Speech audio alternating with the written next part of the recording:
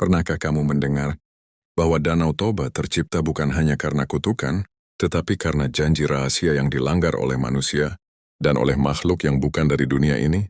Di tanah tinggi Sumatera, sebelum Danau Toba mengisi kawah raksasa itu, berdirilah sebuah lembah yang sangat subur.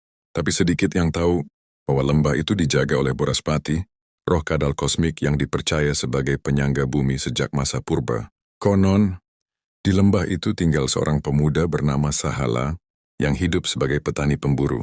Suatu hari ia menemukan seekor ikan emas yang dapat berbicara. Namun versi yang jarang diceritakan adalah ini. Ikan itu bukan hanya perempuan jelmaan. Ia adalah utusan Boraspati, dikirim untuk menjaga keseimbangan lembah dari gempa dan letusan, purba yang terus menekan dari dalam tanah. Ikan itu memohon, "Jangan makan aku. Bila kau melepaskanku, aku akan menjadi manusia dan hidup bersamamu. Tapi satu syarat, jangan pernah. Apapun yang terjadi, sebut asal-usulku sebagai ikan." Sahala mengangguk namun tidak pernah tahu bahwa syarat itu bukan sekadar janji. Itu adalah perjanjian kosmik. Mereka hidup bahagia hingga memiliki seorang anak laki-laki berambut keemasan. Anak itu dikenal sering membuat tanah di sekitar rumah bergetar ketika marah, tanda bahwa darah Boraspati mengalir dalam dirinya. Suatu hari saat anak itu membuat kesalahan besar dan Sahala terpancing emosi, ia berteriak, "Dasar anak ikan!" Saat itulah langit mendadak gelap. Angin berhenti, tanah bergetar.